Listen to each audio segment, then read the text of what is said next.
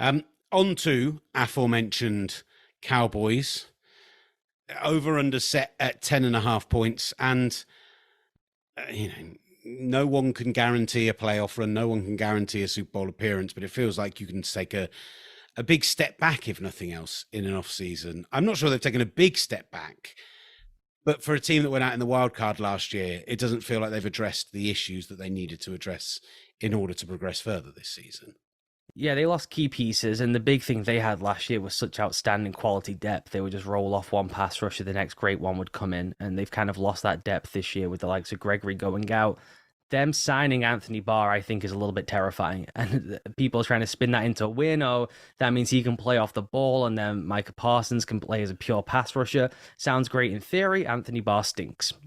And if they felt the need to go get Anthony Barr so that he can play in multiple positions so they can move Micah Parsons around, I'm concerned. Where's the game plan before signing Anthony Barr to move Micah Parsons around?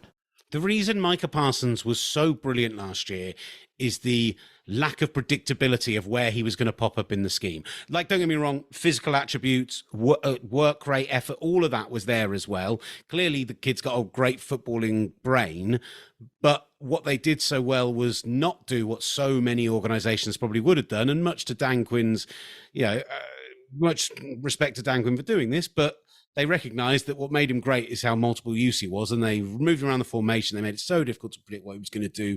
They had him running stunts. They had him doing all sorts of things to throw you off. And yeah, okay, you've got a year of film now, but if you just turn Micah Parsons to a pure edge rusher, you kind of lose what makes him really special. I'm sure he would still be productive, but he goes from being a rookie that looked like an all-pro to being a productive pass rusher. That's probably not enough in a defense which has lost a lot of those kind of quality players. Yeah, particularly in a day and age now where, as I've banged on about over the whole offseason, the whole point of defensive football now is to change the pre to post-snap picture. So you want things that look like one thing pre-snap and they become something else post-snap. If you're just in a static 4-down-and-go defense, old school Giants, that is great. If Lawrence is, Hall of Fame level and Micah Parsons Hall of Fame level, that's fine. We can run that all day. If that's not at that level, you have to have this new level of disguise, otherwise you're just getting toasted in the NFL. The thing they did with him last year that was really interesting was they didn't really move him a lot in game. They just decided week to week, he's doing this job, he's doing that job. There was one week where he just played in coverage, basically.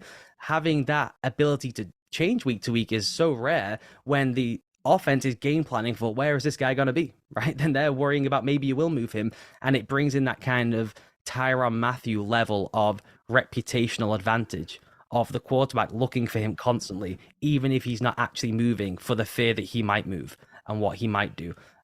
Bringing Anthony Barr in, less even what he might do. Maybe he doesn't even make the team, but it indicated to me they weren't happy with where they were at linebacker behind Parsons. So does that mean Parsons plays linebacker and he limits the off-ball stuff and he limits the pass rush stuff, or does he play pure pass rush and they put Anthony Barr off-ball? And if Barr is off-ball, if you run through the middle of that defense, that is not cutting it. It is just nowhere near good enough. And there's question marks on offense too. And if only, the other team that I think a lot of people are picking for the division, it's not like they run the ball particularly well, or that's a huge part of their offense or anything in Philadelphia. So, yeah, I think they need to get a lot more. I mean, DeMarcus Lawrence, what's he going to look like? Hopefully with a full season. Lord knows if that will be the case. He obviously had the foot injury last year, but I don't know. I really don't look at their defense and fear it. The interior pass rush looks weaker than it did last year. Trayvon Diggs, great, all-pro performance, most interceptions since Everson Walls, but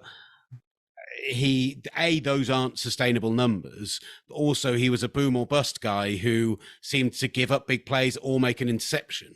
Sometimes you need a guy like that in your defense, but not when you've not got the right players to then cover him. If you've got somebody who's just going to say, chase the big play, make the big play, try and jump the route, try and make those moves, well, you need other guys who are good in coverage around him, and I don't know if they've got that. No, they don't. If you just run down the list, they don't have that kind of variability on the back end. That they have to try and make that more of a predefined thing. He was basically just saying on coverages that you're not supposed to undercut. That's why he was so boom or bust, right? Is he's in landing zones that quarterbacks aren't even expecting because they're reading it out, going, okay, so it's 7, so that guy's going to be there, that guy will spin to there. And this crazy guy is undercutting things that he's not supposed to do. You can predefine some of that undercut stuff, which I imagine they'll try and bake in this year. But it's not even so much the deal. I think offensively, I love Dak Prescott. I'm probably Dak Prescott's biggest supporter, I would suggest, of any of the peoples other than Mrs. Prescott. And maybe other than Mama Prescott, Mrs. Prescott, and I'd suggest quite a few people in the Cowboys facility as well. But Jerry Jones. But I just look at that and I think, okay, so Michael Gallup returning from injury, Jalen Tolbert, who is a one-trick pony rookie, only is going to get vertical. No more Amari Cooper, who was their slant underneath guy. Dalton Schultz, unbelievable breakout season last year. Is that sustainable? Ezekiel Elliott is basically cooked. How much can they put Tony Pollard in, who they probably want to put in, but they've got the Zeke thing hanging over them. They probably feel like they've got to get him some extra reps. The line wasn't very good last year. They've got three pieces this year that are kind of iffy. You've got the two great players. You've got the three iffy ones. It feels like a team who crested on a wave to last season. Perfect roster, got the defensive performance they didn't expect. We were a juggernaut on offense for 10 weeks. They had so much depth on defense they weren't anticipating, and all those little pieces are being ripped out now. And I just look at it and I go, there's tons of playmakers, and I'd rather have what they have, which is like 6 of the best players at their position in the league. That is the perfect foundation, because if you just get average performance out of those other pieces, you're probably going to the playoffs. But there's just something about all those other pieces when you start stacking them on top of each other and you look at the positions they're playing, corner, right tackle, your deep threat receiver. These are big, big positions for their system, and I'm not so sure. And then on the other side of the ball, the side of the ball you're now talking about, but I'm with you on Dak, and I think they've, the running back tandem potentially has the potential to be great, but Terrence Steele starting at right tackle after Lael Collins was cut this offseason. Okay, Tyron Smith continues to make Pro Bowls, but it feels like those are reputation Pro Bowls rather than performance Pro Bowls. Zach Martin, okay, that's a bright spot on the line, but the rest of the interior that used to be so good isn't there anymore. It now feels like a weakness rather than a strength, if not average to below average. I think with all of these, we should probably say whether we think they're going to go over or under. That's maybe what Mike was intending when he gave us this list. I'm going to say Bengals over 9.5, just to get that out of the way now. I'm going to say Cowboys under 10.5. I looked through their schedule. I'm giving them, even if I give them 4 wins over New York and Washington, which I'm not completely convinced by, I struggle to pick out another 6 wins that I feel really confident about. And it's 10.5, so I really I need to find another 7 wins I feel really confident about. And they don't exist on that list. Yeah, I'm going under 10.5. The thing about their offense too is it feels like everything has to be just right for them. I know Nate Tice has been big on this, that they have this like addiction to getting to the perfect play. You go through where they're at in the play clock and they get really low down into it and they become quite predictable, even though Kellen Moore's whole thing is this kind of cool and creative movement type system. They don't have a bunch of like, just go get me a bucket, go make a play type guys. Dak doesn't play like that anymore. He is Peyton Manning. He gets the ball out, he gets it to the perfect spot, he moves on with the game. He'll take 3 yards just to keep the ball moving along. They really dink and dunk their way down the field. When they're getting their front wrecked, and you're right on Washington, Washington's defense has the potential to wreck anyone's offensive line, right?